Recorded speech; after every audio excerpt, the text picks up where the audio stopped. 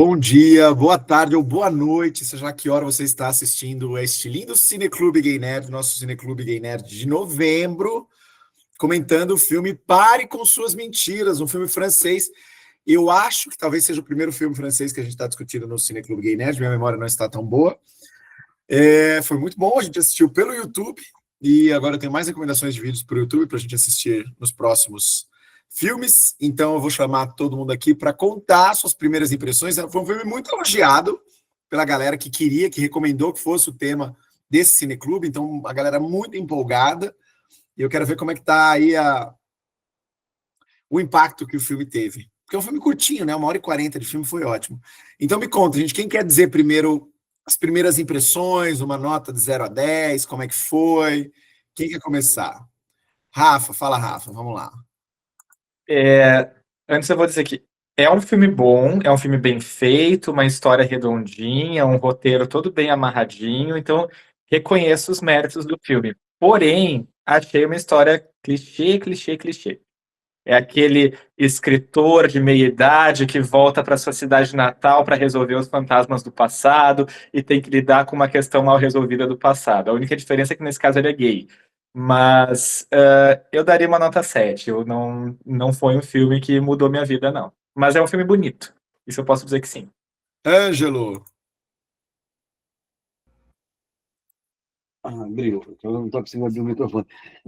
Eu vou discordar dessa vez do Rafael, porque geralmente a gente tem uma opinião bem parecida nos outros filmes. Eu comecei não gostando do filme, pensando exatamente o que o Rafael falou. Falei, mais um filme do Rustido, Ninho. Mas aí eu gostei, porque a narrativa levou para mostrar as consequências e fez aquela comparação, né, entre o que optou por ficar no armário e o que saiu do armário. E aí foi meio assim, tipo, olha só, gente, o que pode acontecer se você fica dentro do armário? Aí eu gostei desse desenvolvimento. Aí eu acabei gostando bastante do filme. No início eu odiei, mas depois... Vags, e você, querido? Oi, pessoal, tudo bom? Desculpa, eu perdi o começo aqui, que resolveram tirar foto. Então, gente, eu gostei muito desse filme, né? Como vocês viram, eu acho que eu indiquei ele várias vezes para ir para o Cineclube. Eu acho que ele, apesar do que o Rafael falou de ser uma história clichê, eu acho que ele segue alguns rumos aí que são muito bacanas. Primeiro que eu acho que a gente não pode pedir você pensar só no roteiro em si, né? Então, assim, você pensa na fotografia, você pensa na direção. Eu acho que a colocação da ordem cronológica dos fatos, eu acho que foi interessante, porque ele faz a gente pensar num primeiro momento. Quem não viu nenhuma referência sobre o filme, num primeiro momento você pensa numa coisa assim, até meio idiota. Será que ele vai ter um caso com o filho? Né? Porque, assim, o olhar dele pro Luca é uma coisa assim que parece meio sensualizada, né? Aí depois você fica pensando, qual que é a do Luca, né? Porque ele começa a mentir, então você pensa, será que vai enveredar isso para um thriller, para um suspense, né? Será que ele quer vingança? Qual que é a intenção dele? O que está acontecendo? E eu acho que todo esse roteiro, eu acho que acaba descambando num final muito emocionante. Eu sou um cara difícil de arrancar uma lágrima, ficou meio umidozinho ali minha córnea. Eu acho que aquele monólogo no final, eu achei que foi assim, a cereja do bolo. Achei que foi muito bem colocado, da forma como... Porque, até a primeira metade do filme, eles ficam falando, e o discurso, e o discurso, e o discurso. E de repente para-se de falar do discurso, e a gente esquece que ele vai ter que fazer um discurso, né? E quando retoma no final do filme, o discurso não vem sobre o livro, nada, ele vem sobre a história dele e sobre o que inspirou ele a fazer toda a obra dele. Então, nesse aspecto, eu gostei bastante do filme. Carlos? Eu concordo com o Wagner. Realmente, a conclusão para mim foi perfeita também. O monólogo foi muito interessante, exatamente porque eu acho que, apesar de ser uma história clichê, eu gostei muito da construção dos personagens, né? Tanto que alguns personagens no começo eu achava eles insuportáveis e depois, em algum momento, eles tiveram uma relevância para o filme, né, como a senhora do hotel, eu não conseguia ouvir a voz dela no começo do filme, mas depois ela tem uma participação muito importante. E o próprio filho também, assim, em alguns momentos ele tinha algumas atitudes que eram bem irritantes, mas eu achei muito legal no final a coisa a maneira como ele colocou, né, fez o discurso dele, porque para mim foi um fechamento perfeito, tanto para o motivo dele ter conhecido e passado por tudo que ele passou, como também o motivo para o filho dele, né, assim, entender o porquê que o pai dele fez o que fez, né? E então eu gostei bastante principalmente desse aspecto da construção assim dos personagens. Eu tô um pouquinho com o Rafa no sentido de que eu gostei do filme, também achei super bem feito, achei que tá, mas ele também não foi um filme que não me moveu, não me comoveu e não me emocionou loucamente a ponto de eu falar, nossa, que filme incrível.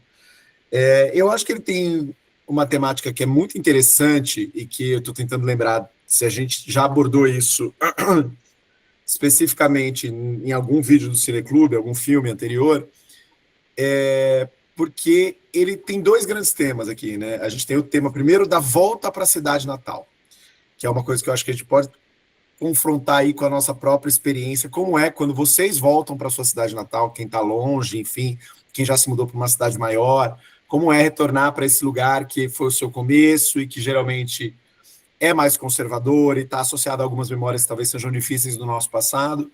E o segundo processo é um filme sobre memória.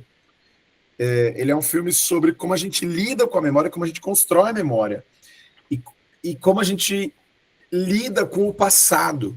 Porque no final, eu passei por essa mesma experiência do Vags no começo, pensei, gente, vai ter será que ele vai dar em cima do filho, né? O filho é uma extensão do pai, e é a chance dele resolver uma situação que foi mal resolvida no passado, e a mesma coisa, por que o filho está dando em cima? Será que o filho é gay? Enfim.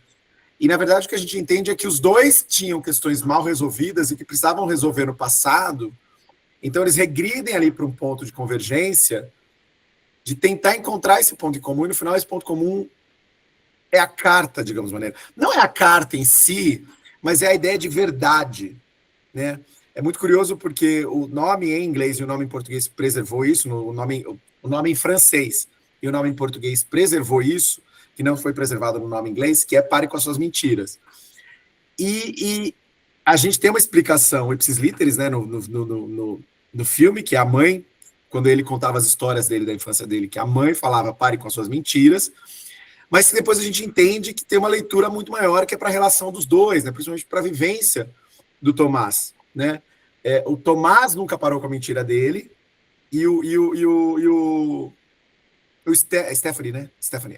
E o Stephanie parou com a mentira dele muito cedo, né? Essa cobrança de quando que essa máscara vai cair. Só que, ao mesmo tempo, para mim, essa alternância com o passado, ela é também um trabalho de... É que o cinema não consegue nem sempre discutir isso de uma maneira direta, mas é o quanto a gente reelabora o passado, né? No cinema, essa memória é entregue para a gente como aquele flashback, a gente tem que acreditar nele ipsis literis. Foi assim que aconteceu. É, obviamente, uma memória que a gente está vindo pela perspectiva do Stephanie, que é o protagonista. Só que para nós, a nossa relação com primeiros amores, ou com qualquer memória do passado, memória formativa do nosso passado, a gente sabe, isso está comprovado pela neurociência, que a gente vai reformando essas memórias, né? A gente vai acrescentando coisas, a gente vai relembrando. E eu queria muito conversar com vocês sobre isso, sobre esses dois elementos, assim, como é a relação de vocês com o passado de vocês, com o primeiro amor, por exemplo, e com a cidade de vocês, como é voltar, quando vocês voltam para a cidade de vocês, ou se alguma vez vocês voltaram, como é que foi essa relação? Eu vou passar para o Ângelo agora. Fala, Ângelo. Você está no mudo. Não, agora você está falando. Agora está indo, vai. Eu clico e não estava indo. Não, só ia falar o seguinte, que na verdade eu acho que todo mundo mentia ali, né? Não é, eu moro na mesma cidade desde que eu nasci, então eu não posso responder a sua pergunta. Mas, por exemplo, o Tomás era um grande mentiroso, que escondia a homossexualidade dele. o Lucas, né, o filho do Tomás, ele mentia que conhecia que tinha desconfiança da relação do Stefani com o pai dele. E o Stefani mentia porque ele contava as histórias dizendo que eram de outras pessoas e, na verdade, era a história dele. Então, acho que, assim, na hora que todo mundo para de mentir, quer dizer, o que morreu não tem como... Até o que morreu, porque ele para de mentir ao mandar a carta. Então, eu acho que a grande epifania ali dos três é quando para de mentir. Aí eu achei muito interessante porque os três mentem, e sair da mentira que é o que resolve a vida deles, pelo menos no filme, né? Assim, a verdade que os libertará. É. Francisco, querido, conta para nós. Com relação ao filme, eu achei interessante porque o filme dá uma abordagem que hoje está muito em moda na França, que é a questão da memória e da biografia, né? Você pega, por exemplo, hoje uma série de escritores não estão mais fazendo ficção, eles estão escrevendo as suas memórias, né? O Edouard Louis, Annie Ernaux, que foi prêmio Nobel, e é interessante que é um filme francês e que é um escritor que, no fundo, ele não faz bem ficção. Ele faz uma coisa que agora na França é muito comum na Europa. Você escreve as suas memórias e transforma num romance. Só que a questão que se coloca é o seguinte: até que ponto as memórias, de fato, elas respondem à realidade, ou se não há esse processo de criação, não é? E também que a própria memória, ela vai sendo, aquilo que você falou, ela vai sendo reinterpretada a todo momento. É como um livro de história, né? Às vezes as pessoas falam, já foi escrita a história de Roma, mas a história de Roma escrita no século XXI é diferente da história de Roma escrita no século XX. Mas nenhuma está mentindo. É que a pessoa que está reescrevendo a história, ela o está fazendo com a cabeça de uma pessoa do século XX. Então fica uma coisa muito complicada, né? No fundo, a gente já não sabe o que de fato aconteceu, e não é que a pessoa esteja mentindo. Não há um processo de mentira. É que cada um vê e interpreta e joga na sua memória coisas de forma diferente, né? E depois eu também achei curioso no filme, que é uma coisa muito francesa, né? Que ele trabalha tudo com a dicotomia, né? É uma citação aos caipiras do interior, diante de um francês da cidade, cosmopolita, adiantado, e todos eles assim meio boquiabertos. E depois a presença dos americanos, que não poderia faltar, né? Num filme francês, ou as piadas, né? Quer dizer, o pessoal com dinheiro, meio bronco. Quando ele começa a contar a história dele, se entusiasma com os turistas americanos e começa como foi a vida dele, o romance, que os americanos ficam assim meio perplexos, né? Mas ao mesmo tempo são boa gente, têm dinheiro, compram um conhaque de todo mundo. Eu achei interessante essas dicotomias que o filme vai criando. Rafa? Bom, trazendo a questão da cidade de interior, né? Eu acho que todos sabem aqui que eu moro numa cidade do interior, a mesma desde que eu nasci. E sim, se tem um ponto que eu me relacionei, eu acho, com a história, foi justamente esse, porque com certeza, para toda pessoa que nasce no interior, para todo gay que nasce no interior, sempre chega aquele pensamento: quando que eu vou sair daqui para poder viver plenamente a minha vida? E eu, por muito tempo na minha vida, eu achava que essa era a única saída. Não, eu só vou poder exercer plenamente a minha sexualidade, a minha afetividade, quando eu for para uma capital, quando eu for para uma cidade maior e as pessoas não me conhecerem e tal. No fim, né, isso foi superado, mas eu acho que o filme aborda muito bem essa questão, porque o Tomás já, desde muito cedo, ele percebe que ele não vai ter a oportunidade de sair dali. Ao contrário do Stefani, que tem talento e que com certeza vai ganhar o mundo com a escrita dele, antes mesmo do próprio Stefani se dar conta disso. Mas o Tomás fala: não, eu preciso cuidar da lavoura, eu preciso ajudar meus pais, eu não vou sair daqui, então eu não posso exercer esse lado da minha vida, né? Que, infelizmente, na época em que o romance dos dois acontece, era um dilema muito real e era uma solução muito plausível para um cara desses, né? E daí aconteceu dele ir para Espanha, provavelmente engravidar por acidente a namoradinha dele lá, e a vida se resolveu dessa maneira. Então, é muito doloroso pensar que ele reprimiu todo esse sentimento a vida inteira, e quando ele poderia ter pelo menos procurado o Stefano, poderia ter ido atrás com um pouco mais de afinco, mas a gente sabe que a história do filme não é o EC, né? A história é lidar com as consequências do que de fato aconteceu. Então, esse ponto do filme eu achei um ponto muito plausível, muito doloroso, sim, mas também muito plausível, enquanto que o Stefani, ele representa justamente as gays mais afrontosas, né? Que é aquela coisa, tá, já que eu dou pinta mesmo, eu não consigo disfarçar, então eu preciso ir adiante, preciso sair daqui, mas depois ele volta para a cidade dele, ele percebe que o problema não estava na cidade dele, tanto que a funcionária ali da editora, eu acho, né, que faz a logística toda do hotel, ela tem aquela conversa no bar e fala, não, eu aprendi que mesmo morando numa cidade de interior, eu consigo amar quem eu quiser, ter amizade com quem eu quiser. Algumas pessoas deixam de ser nossas amigas, mas a gente faz outras amizades. E é bem isso que acontece. Então, eu acho que essa personagem mulher mostra um pouquinho de evolução que aconteceu ali, naquele ambiente. E mostra que, embora o Stefani achasse que a cidade continuasse com os mesmos fantasmas do passado, a cidade também mudou. Pouco, mas mudou. Então, é interessante perceber justamente essas diferentes perspectivas em relação ao passado de cada um. Se tiver mais gente querendo contar a história de como é voltar para uma cidade pequena, eu quero saber, porque eu acho que tem uma perspectiva bem boa aí. Vags, querido, você. Oi. Então, pessoal, essa questão de reviver a memória eu achei bem legal no filme, porque eu meio que me identifiquei um pouco com o personagem do Thomas. Eu me assumi bem tarde, né? Não foi uma coisa assim rápida, né?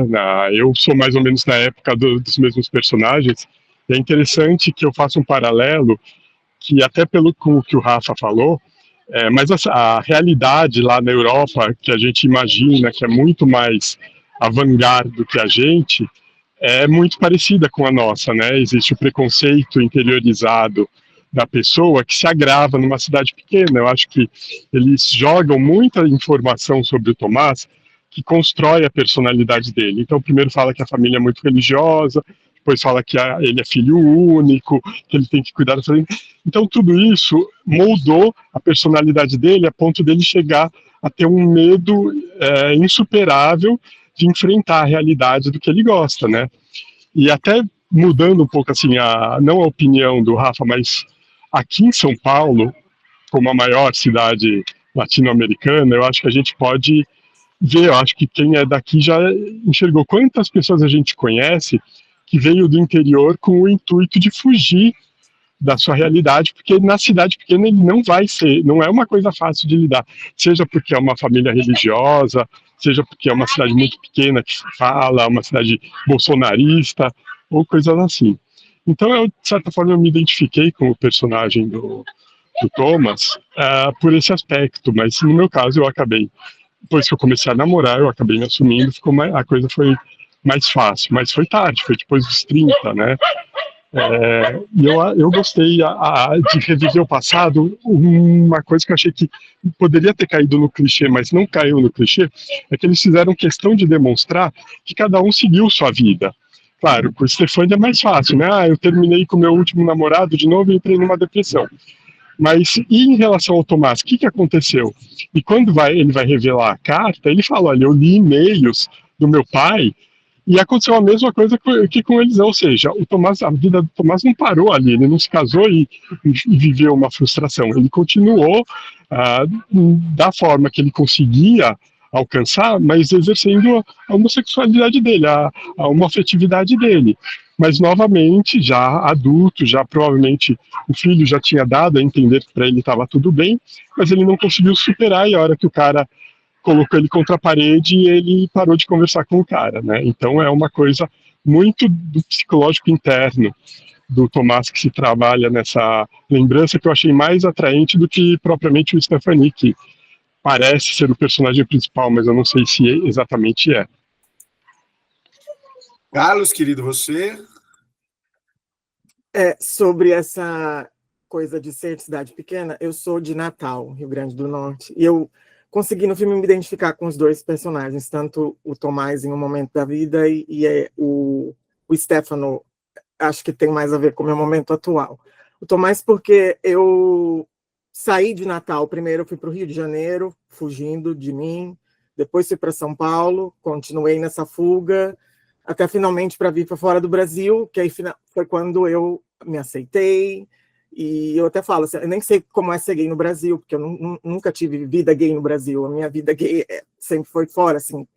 E sobre o que você falou de reconstrução de memória, é muito interessante e me lembrou muito o filme After Sun, porque no filme After Sun, que é um filme baseado, né, a diretora faz baseado na sua própria história, ela fala da relação dela com o pai dela, numa viagem que eles vão, e ela faz propositalmente com que algumas cenas sejam confusas, porque era exatamente como ela se sentia, né? Então ela quer que a gente viva essa experiência. Então nesse filme eu via que o filho do Tomás ele estava com a mesma confusão, né, que essa do filme do After Sun.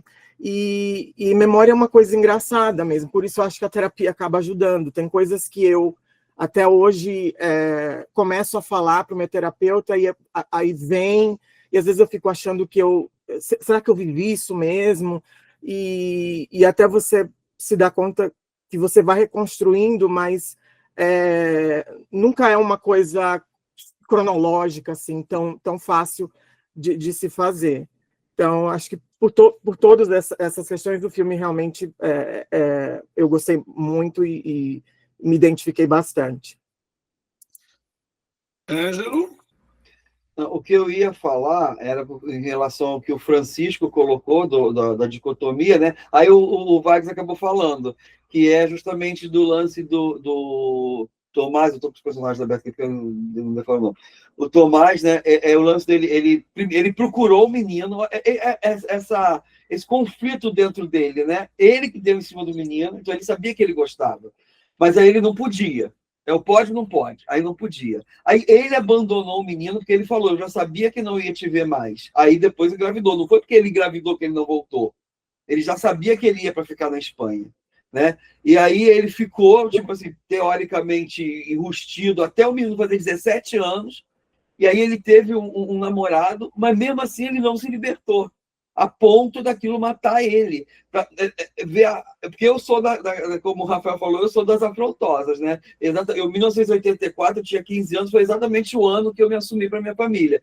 Então, esse armário é muito forte, né? E isso existe para algumas pessoas. Eu não tenho essa experiência, mas é a força desse armário que ele esperneou várias vezes ao longo da vida dele, mas ele não conseguiu quebrar o armário. Eu achei isso muito interessante. E também ele falar na carta que ele foi feliz nos 2 ou 3 meses que ele teve com o Stefani, né? Então, quer dizer, a felicidade dele foi só aquilo. E depois, talvez ele tenha se prendido daquilo e não se permitiu mais ser feliz e não se permitiu sair do armário. Eu achei muito legal isso. Essa coisa do armário é muito curiosa, porque o armário não é um momento, né? A gente tem, claro, tem uma grande saída do armário na nossa vida, que talvez seja para os nossos pais, né? Acho que é o que todo mundo lembra com mais força, ou a primeira vez que você sai do armário para alguém, você conta para um amigo, para o seu irmão, enfim. Acho que a primeira grande revelação, mas a verdade é que a gente sai do armário o tempo inteiro, né? E para algumas pessoas esse processo é muito cansativo, ela não quer mais sair do armário, né? Ela está cansada. No Rio de Janeiro, agora, no encontro de ontem, eu estava conversando com um cara que é isso, que também saiu do armário super tarde, e estava conversando com outro seguidor que também saiu do armário super tarde, de 37 anos, e aí eu perguntei, como é que tá a família de vocês lidando com isso? E aí ele falou, olha, pro meu pai eu não conto mais nada, porque assim, não vai render mais nada. Meu pai é um cara extremamente homofóbico, eu me assumir para ele, não vai significar nada, eu já não tenho mais relação com meu pai, a gente se vê de vez em quando, eu sou completamente independente, minha vida não tá nada com ele, se eu me assumir para ele, ele não vai querer conhecer meu namorado, não vai trazer nenhum benefício para minha vida, vai ser só dor de cabeça. Então você tem essa coisa de sair do armário, que assim, ele saiu do armário, ele tá fora do armário, ele está indo num evento gay nerd, encontrando um monte de gay, mas ele não saiu do armário o tempo inteiro, ele não saiu do armário para todo mundo, e é um processo que para muita gente é desgastante. E aí você imagina como isso funcionou para o Thomas também, né? Tem um ponto que eu gosto muito também no filme, que embora a gente esteja conversando sobre uma história de amor, que eventualmente se torna uma história de amor, eu acho que ele é muito genuíno no começo da história. Eu gosto muito da primeira transa deles, porque a primeira transa deles remete a uma experiência muito real que a gente tem sobre início da sexualidade dos adolescentes gays, né? Talvez hoje um pouco menos, mas talvez para a nossa geração um pouco mais, porque tudo que a gente vê hoje sobre séries ou filmes de romance adolescente, como eles são mais romantizados, já tem aquela primeira vez que é linda, que é bonita, que é com o namorado que você gosta e que tem conversa, enfim. Mas o quanto das primeiras vezes, de quantas pessoas foi numa mentalidade do tipo, putz, tem que ser você mesmo, entendeu? Tem que ser você é a opção que está disponível, essa é a minha chance, essa é a minha hora, é uma coisa muito, né? Eu só tenho essa janela de momentos que eu consigo, vai ser aqui mesmo, não vai ser nada, não vai ser romântico, não vai ser com uma grande conexão. Eventualmente, claro, ele já gostava do Tomás, né? De longe, né? Ele já admirava, tinha uma paixonite platônica ali. Então, funcionava, mas o sexo da primeira vez deles em si é completamente mecânico, né? É completamente. É num lugar horrível. É num lugar horrível, é num lugar horrível, não foi nada demais, a transa, é uma coisa. E eu achei isso muito legal mostrar isso. Porque é de fato a nossa primeira experiência, e é muito. Isso é um ponto muito. Um fulcro muito grande na formação de muitas pessoas, porque muitas pessoas criam uma sexualidade, desenvolvem a sexualidade a partir desse elemento, em que o sexo vem primeiro e o amor vem depois, e a oportunidade de fazer sexo é mais importante, e a não conexão nem sempre existe, e aí é difícil criar essa conexão depois, e acaba se tornando um padrão recorrente. Tem a questão da clandestinidade, o quanto de várias pessoas que só conseguem associar o sexo com tesão a esse sexo que é proibido, é sexo que não dá pra fazer direito, e aí se é um sexo com amorzinho, o cara brocha, o cara fica, meu, o que tá acontecendo? Enfim, tô falando demais, tem um monte de gente levantando a mão. Rafa? Eu ia comentar justamente isso, porque uma vez um amigo meu citou um caso de um rapaz que a gente conhece de diferentes situações, e que eles ficaram, e ele falou que era assim, não, tipo, não fazia nada na rua, assim que fechou a porta do apartamento, que os dois entraram no apartamento, era aquela coisa, aquela ansiedade, né, de resolver logo a coisa. Porque é isso, porque a pessoa vai construindo a sua sexualidade nos ambientes de clandestinidade e de rapidez também, né? Tem que ser rápido, porque qualquer pessoa pode chegar aqui a qualquer momento, então a gente não pode dar brecha, né? Então é isso, quando vai num banheirão, ou quando faz, sei lá, no caso ali no ginásio da piscina pública, tem que ser um negócio rápido. O pessoal tava comentando aqui no chat, né, tipo, que merda de transa que foi, mas né? Para muitos de nós, o começo é assim, às vezes para alguns se estende dessa maneira também. Mas eu gostei que o filme mostrou isso, mas claro, também mostrou depois toda a evolução da intimidade entre os dois e dos dois se permitirem também outras experiências, porque no início o Tomás ele era o ativo, ele era o machão, e depois ele foi cedendo, então eles conseguiram explorar diversas possibilidades entre os dois ali, o que, a meu ver, até parece meio romantizado. Se tem um pouquinho de romance idealizado no filme, talvez seja aí, porque eu não sei se nos anos 80, né, dois adolescentes sem experiência se iam chegar, ou talvez chegassem, né, porque os hormônios estão ali a mil, então toda hora é hora e toda possibilidade é uma possibilidade, mas enfim. Mas eu gostei que teve essa evolução na intimidade dos dois, não ficou uma coisa muito fria e muito bruta ali do início. Francisco, querido, perdão, eu pulei você, né? Era você antes do Rafa, na Não, verdade. tudo bem, não tem problema. Não, eu ia levantar uma questão um pouco fora do que está sendo discutido, né, que é a questão da tolerância, né, porque uma coisa que me chamou a atenção, primeiro eu confesso a minha ignorância sobre as cidades do interior aqui do país, né, é pelo jornal, mas pelo que eu apreendo, né, pelo que eu entendi, aquela cidadezinha fica na França profunda, né, fica no interior de Cognac, né, e fica a 35 quilômetros da estação ferroviária, já é uma linha que vai para longe de Paris, e depois mais 35 quilômetros de carro, né? E ele é convidado pela municipalidade para dar conferências, palestras, ele é festejado, ele é abertamente gay, e ninguém é... Quer ver, logicamente são pessoas conservadoras, mas aceitam de uma forma razoável, né? Eu não estou vendo aqui no interior um prefeito de uma dessas cidadezinhas do interior, na mesma proporção que é a cidade de Cognac, dessa cidade, fazer isso, né? Nós convidarmos um escritor abertamente gay e ser festejado na cidade toda e ser recebido pela prefeitura, etc., né? Eu acho que é uma realidade um pouco diferente da nossa, né? Quer dizer, a França, com todo o seu conservadorismo, já tem um grau de tolerância e de aceitação que nós não vemos aqui, né? Sinceramente, eu acho difícil aqui numa cidadezinha do interior de São Paulo, algum escritor manifestamente gay ser recebido com toda a pompa e circunstância e ser tratado como a pessoa mais importante do lugar, né? Eu acho que aí há essa diferença cultural entre os dois países que eu achei interessante. Perdão, gente, meu gato estava miando, fui ver o que o gato queria. No Brasil, eu acho bastante improvável, né? Vai levar muito tempo ainda para a gente ter esse tipo de... É mais que tolerância, é quase uma aclamação também, né? E isso me faz pensar um pouco também o quanto, na verdade, o convite para o Stefan também tem a ver com o fato de que ele era muito bem sucedido. E aí, de novo, aquela história de que a gente só é aceito quando a gente é espetacular, né? Quando a gente é um best-seller ou é um grande ator, aí o gay é aceito, né? Alguém que... E outra, a gente tem que pensar que ele estava ali numa figura como um spokesperson também, como um porta-voz, né? Ele é aceito a partir do momento que também dá para fazer dinheiro a partir dele, né? Ele é o cara que vai promover o conhaque, ele está promovendo a minha marca, né? Ele não foi convidado para um festival de literatura que a prefeitura de Conhaque decidiu criar. Ele está convidado por uma empresa de conhaque que vai falar: olha, vamos usar esse cara que é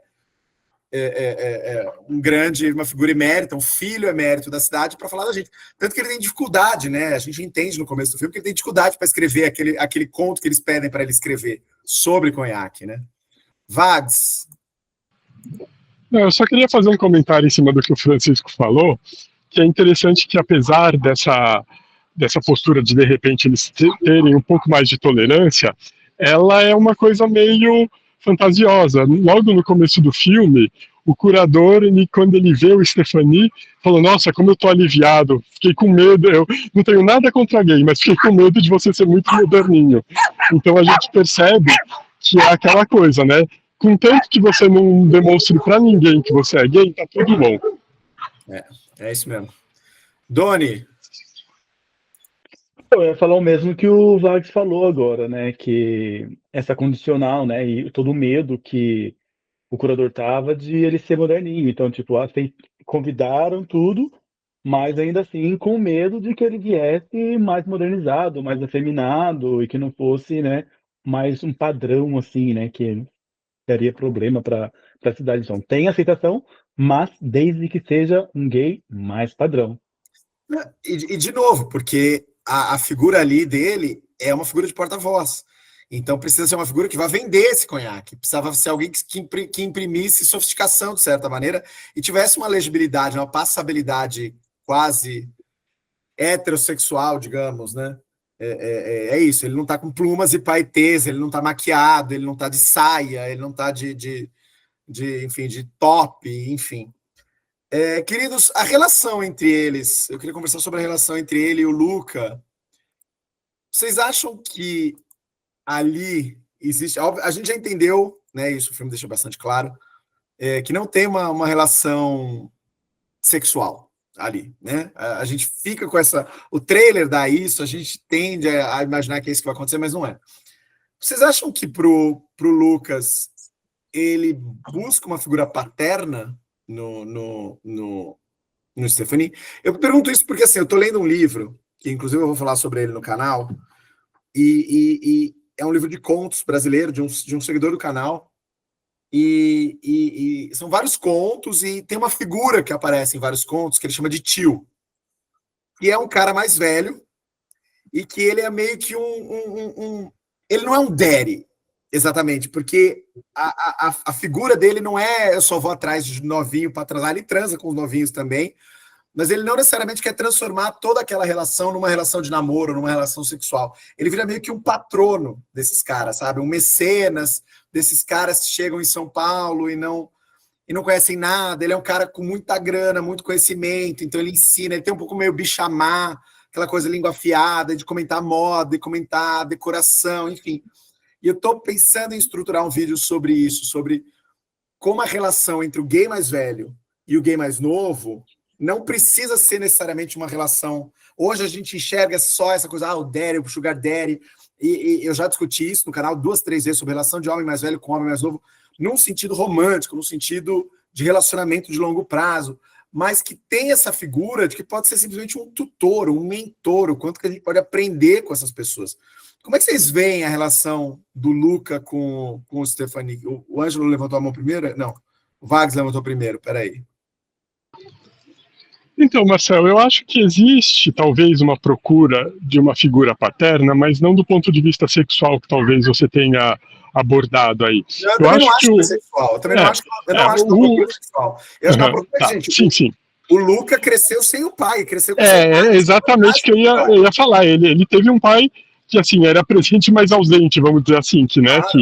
Então, eu acho que quando ele foi buscar a história do Stephanie, porque, assim, tendo a carta, tendo lido a carta, tendo visto a foto, tendo visto e-mail, o Luca já sabia de toda a história.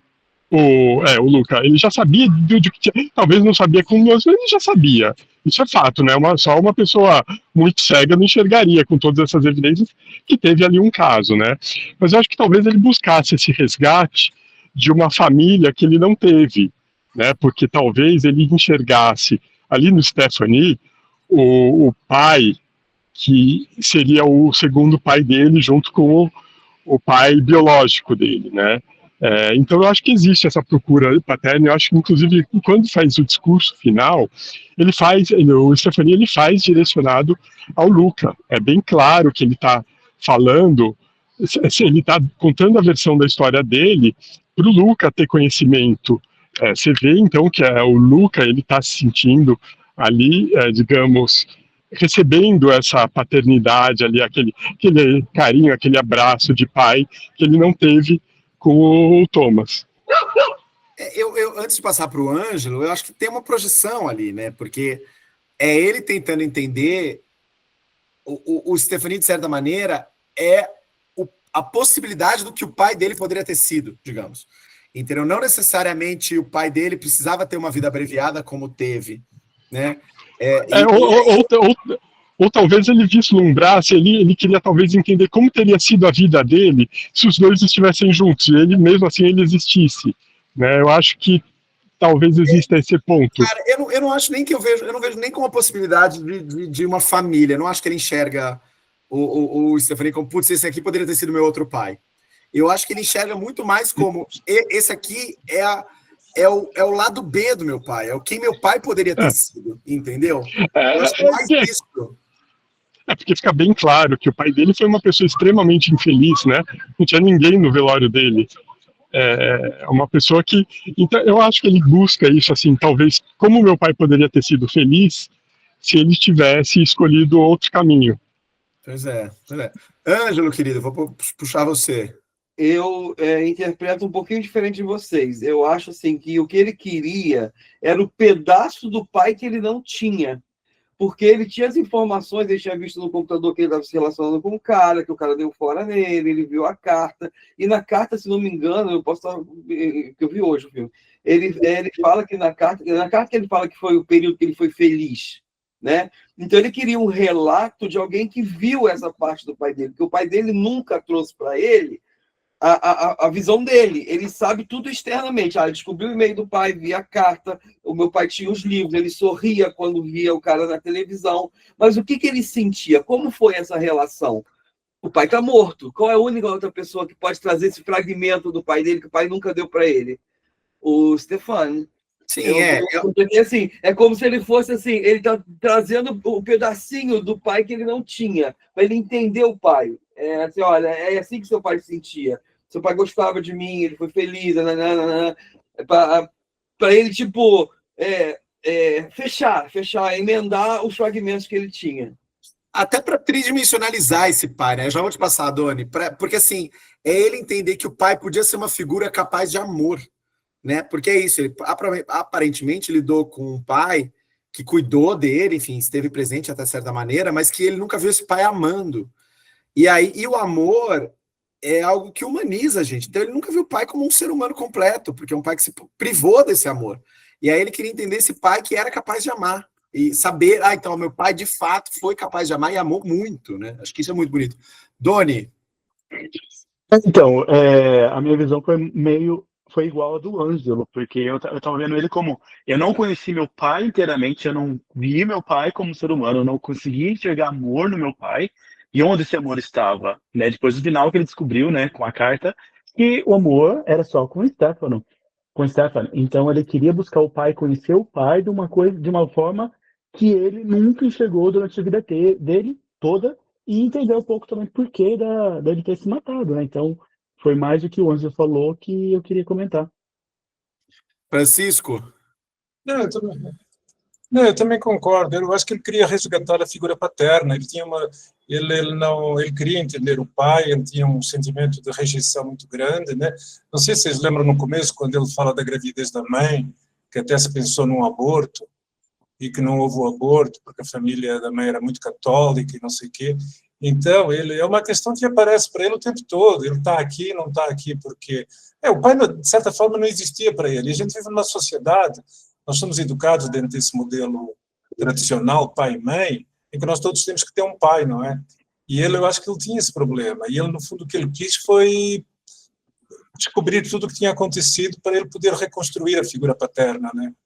Eu acho que era uma questão mais psicológico com relação ao que é o pai, o que era o pai dele e o profundo sentimento de rejeição que ele sentia no pai a vida toda, né? Sentiu no pai a vida toda, né?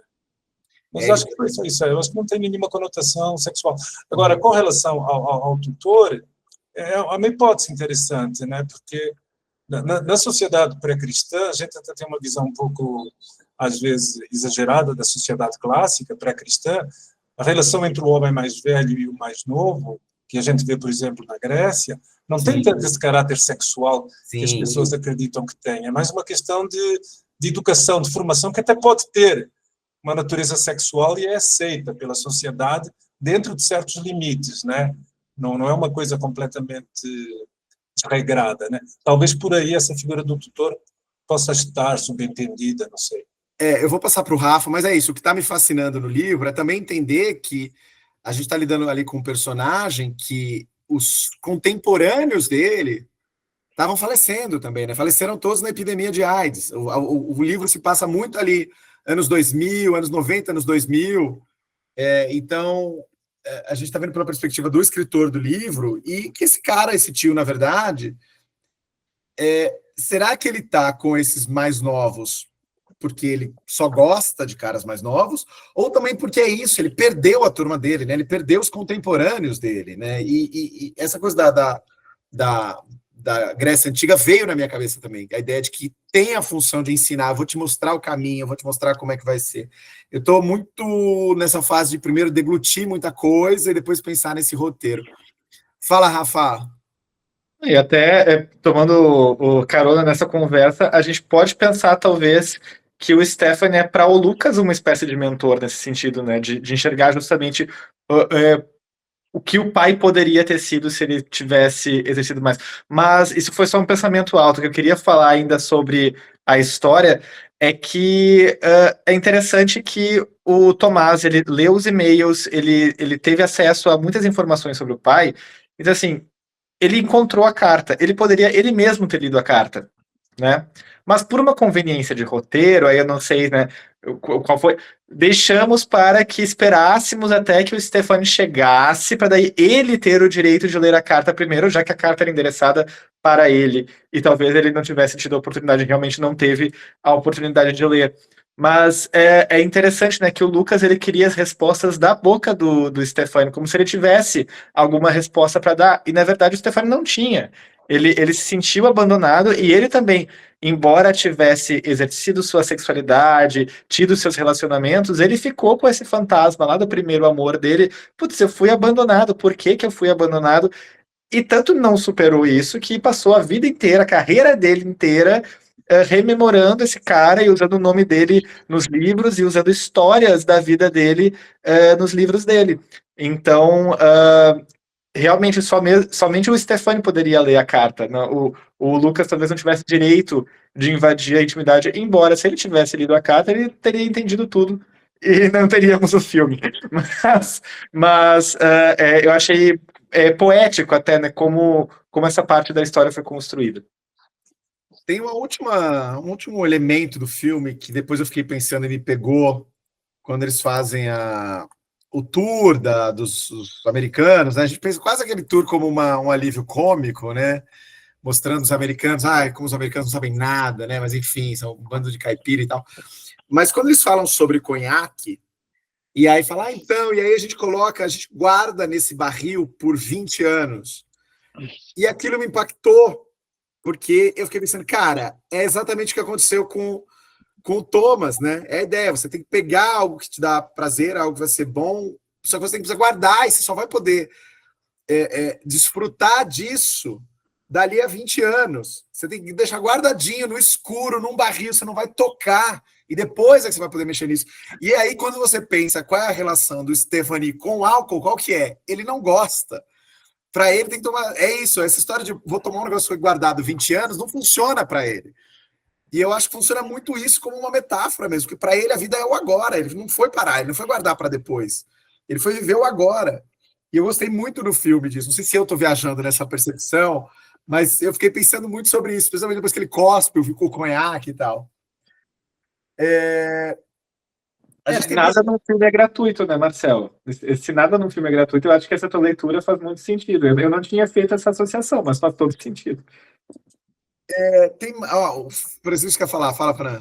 Não, só uma coisa que eu queria falar, uma coisa que me chamou a atenção. Bem, cada um é cada um, né? A gente não pode pedir que as pessoas ajam de acordo com o que a gente pensa, né?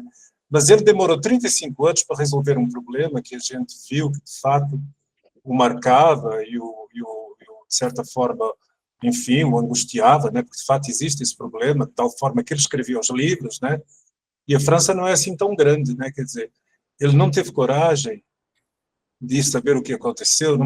5, 10 anos depois, não pegou o trem, foi lá, escuta o que aconteceu, você está bem, você está vivo, morreu, entendeu? O que eu achei interessante é essa passividade, essa postura que, de certa forma, também eu tenho uma certa dificuldade em entender, porque se é uma coisa que, de fato, o marcou tanto, e marcou, de fato, né?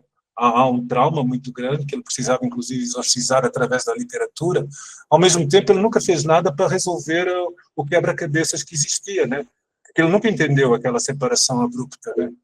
Então, isso eu achei interessante, né? Uma coisa que não me encaixou bem na personagem, né? Esse conformismo e que, de certa forma, também o machucava, porque eu podia ter resolvido a questão muito mais cedo, né? Entendeu? Isso foi uma coisa que eu achei interessante. Se eu tivesse ido para a Austrália, se eu tivesse ido para a Nova Zelândia, enfim, aí havia um problema geográfico, né? Mas a França é pequena, entendeu? Então eu achei curioso esse comportamento. Mas, enfim, cada um é como é. É muito difícil a gente se colocar na cabeça dos outros, né? Eu não tinha pensado nisso, mas eu tenho uma teoria aqui. Vamos ver o que o Ângelo vai falar. Não é sobre isso, porque quando eu estava vendo o filme, eu fiquei pensando assim, gente, 35 anos depois, aí eu comecei a pensar assim, sei lá, pensei no meu primeiro relacionamento, que não foi com 15 anos, eu era um pouquinho mais velho, eu tinha 17. Aí eu pensei, gente, mas foi, entendeu? Porém, se você começa a remexer nas memórias, certos aspectos voltam. Então, eu acho que não era um trauma tão grande para ele. Eu acho que ele ressignificou esse trauma, ele superou e transformou em combustível para o trabalho dele, que era escrever sobre. A partir do momento que ele vai lá e aí remexe, aí o negócio volta. E aí que ele tem essa ânsia de... Talvez assim, ele se sentiu abandonado. Então, por exemplo, fui abandonado, vou continuar com a minha vida. E aquilo se tornou o objeto de trabalho dele. Vou usar isso como ferramenta. E aí ele só teve vontade de resolver quando o assunto voltou. A minha teoria é muito parecida com a sua. Eu acho que, primeiro, ele se sentiu rejeitado. Então, esses primeiros anos, muito doloroso, não vou atrás. E nesses primeiros anos, ele saindo dali da cidade para ir para Paris, começar a vida de jovem adulto dele, é onde tudo acontece. Quando você começa a se envolver com outras pessoas, ele foi viver a vida dele. De certa maneira, o Thomas ficou lá no fundo, lá é uma dor que existia, mas era uma dor que estava lá atrás. Só que eu concordo que aí, a partir do momento que ele se profissionaliza como escritor e tanto da produção dele gira em torno dessa dor mal resolvida, é também uma relação simbiótica com essa dor. Essa dor é importante para o trabalho dele. Mas é um recalque, ele jogou isso para o subconsciente, é o recalque ele precisa produzir. Né? Tanto que né? Quando ele volta para lá e essa história ressurge, ele tem a expressão, ele começa a escrever um textão ali, né? Ele começa a escrever um conto. Então, aquilo ainda é um alimento para ele. Talvez resolver isso, tinha o medo de não resolver bem, tinha o medo de perder essa matéria-prima, tinha a questão de que era muito mais complexo, a gente tem que levar em consideração que é isso, né? Eles se separaram numa época que não tinha internet, o que você tinha era uma carta, talvez eles não tivessem telefone para ligar para onde o cara estava, enfim. É óbvio que se ele fosse procurar, talvez ele encontrasse, mas não é tão fácil quanto a gente hoje. O meu primeiro grande amor, eu consegui reencontrar no Facebook, entendeu? Mas é isso, né? A gente tem Facebook para isso. Fala, Vags. Então, eu acho que a questão não é ter ficado guardando por 35 anos isso. Eu tenho a impressão de que quando ele saiu da cidade, quando tudo isso aconteceu lá em 84, ele foi para Paris, ele já começou a escrever. Então eu acho que essa memória nunca saiu dele, ele nunca segurou a memória, ela já fez parte da vida dele desde o início da carreira dele. O que eu falei de guardar por 35 anos não foi a memória, é a vivência da sexualidade. Assim, o Thomas teve que guardar a vivência da sexualidade. O Thomas. Ele foi um cunhado. Mas mesmo em relação ao Thomas, ao fato dele ter tido outros relacionamentos, a gente sabe do e-mail, mas a gente não sabe quantos outros ele pode ter tido escondido, né? Então eu acho que assim, para eles a questão estava superada, entre aspas, né? Nunca é totalmente superada. Quantas coisas da minha adolescência eu tenho que não foram superadas até hoje? Mas eu acho que ele viveu isso a cada vez que ele escrevia o livro, ele revivia isso, então isso nunca acabou saindo da vida dele, né? O Marcel, eu acho que isso nunca saiu da vida dele. Do Tomás talvez tenha saído, ele tenha guardado isso, mas a gente não sabe o quanto era realmente esse amor. Me parece que pelo contexto da história, eles ficaram mais ou menos 1 ano juntos, né? Sim. Mas até que ponto isso daí tenha sido que era o amor da vida deles? Não, às vezes foi só o primeiro amor mesmo, né? Mas que deixou algumas marcas que 35 anos depois surge a oportunidade, às vezes para o Stephanie, ele não queria voltar para a cidade por outras razões, essa era uma delas, né? Mas por essa, assim, talvez eu não consiga viver a minha vida plena, porque lá é todo mundo um bando de gente conservadora escrota que não faz parte mais da minha realidade. Mas isso veio à tona quando ele resolveu voltar para a cidade, resolveu aceitar o convite para voltar à cidade, né? Para mim, eu acho que os dois já tinham superado, tanto o Tomás, ele tinha superado o Stephanie, ele teve o final que ele teve, mas por conta da vida que ele resolveu seguir, e não porque ficou um amor no passado, né? E o Stephanie também, ele deixou a vida seguir, só que como ele, cada trabalho que ele fazia, ele colocava essa história, então ele deixou perpetuar na memória dele esse primeiro amor. E foi reelaborando, essa é aquilo que eu estava falando também, né? A ideia de reelaboração da própria memória. Conforme você escreve, conforme você readapta para se tornar um conto, que não era um conto ipsis literis, né? Era uma, como o próprio Francisco falou, é uma romantização da própria memória, transformar a memória num romance. Você vai reescrevendo sua própria memória nisso também, né? É muito curioso, ele era meio prisioneiro disso. Fala, Francisco. Não, só um adendo em cima do que foi dito, que há uma hora que o filho dirige-se ao escritor dizendo o seguinte: quando ele saiu de casa e foi embora, eu pensei que ele tivesse ido procurar você, mas não foi. Ou seja, então está claro isso que foi dito aqui, ou seja, já não é uma coisa tão importante na vida tanto de um como do outro.